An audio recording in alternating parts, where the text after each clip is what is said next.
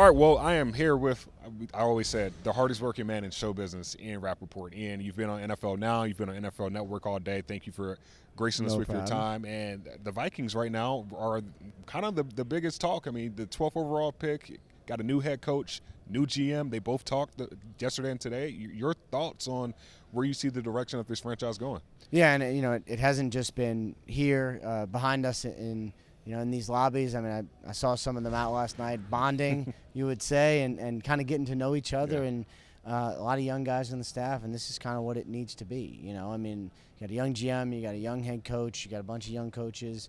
The hope, which, all due respect to Mike Zimmer, who at times did a really, really good job, this is a different vibe. Mm-hmm. It is a much different vibe. I would expect people to be much happier to come to work.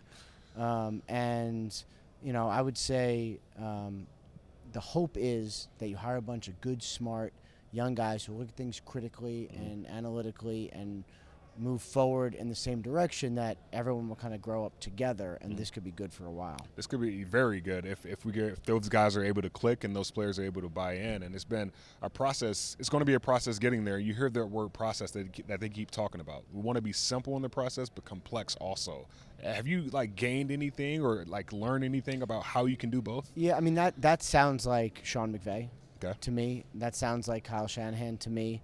And obviously some of those guys have influenced Kevin O'Connell, because a lot of it is, you look like a complex football team. You look like a team that is doing all sorts of crazy things, confusing a defense with formations and motion and all of that, but you're actually running very simple, basic plays that your players know extremely well and can execute extremely well.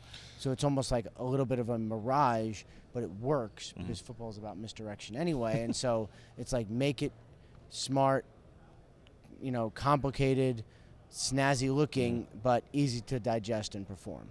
Speaking of performance, these guys are going to get out here and perform tomorrow. You got the bench press, 40-yard dash. What should the Vikings look for when coming out of this? Because everybody's talking about the defensive ends, cornerback positions. So what are some things that the Vikings should look for? Yeah, I mean, I would say, edge and corner, obviously some spots to take a look at. I mean, I think for the Minnesota Vikings, they're not a team that needs a ton. I mean, youth on defense would help, but they are probably in a position where they could take just the best player and say, we'll figure out how to use him, and then take the next best player and we'll figure out how to use him. And the Vikings have had so many late round picks the last couple of years, and I feel like none of them are on the roster. And that is a problem. And that's something, talk about why guys have lost jobs. That's part of the reason. That's another area that needs to be better.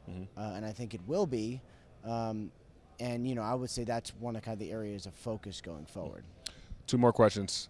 You always get a text message while we're going live, so this makes perfect sense. People used to think that you check your watch, see what time it is, but no, you got the Apple Watch, check the text. It's all good. What does success look like for this Vikings team this weekend? How would you define success just this week with no plays being called, no touchdowns, none of that? How would you define that? I mean, figure out what players you like, okay, and what players you don't like, right? Okay. That's, you do the interviews, you get to know these guys on a personal level.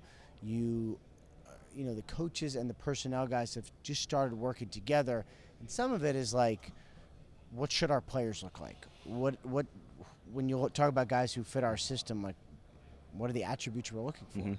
Who do we like and who do we not like? Who would we draft and who we not like? So come out of here with an understanding of what does a Vikings football player look like. You're not drafting anyone this week, nobody is, but just have a good understanding of it, and know going into free agency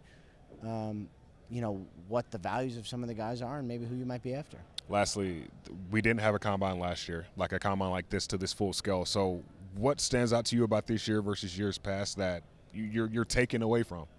Yeah, I mean, as you check your phone. I missed it. I really did. Yeah. And I kind of underestimated to myself how much I missed it. And it's not just, the drills would be cool, and I am there watching, but I like it. I watch like a fan because I think it's fun. But it's just great being here, seeing people, renewing relationships, having conversations, making new ones, especially some of the younger coaches. There's plenty of people I've talked to on the phone, and you walk into a bar or something, you're like, I think that's that guy, and you kind of meet for the first time, even though you've been talking to someone for a year and a half.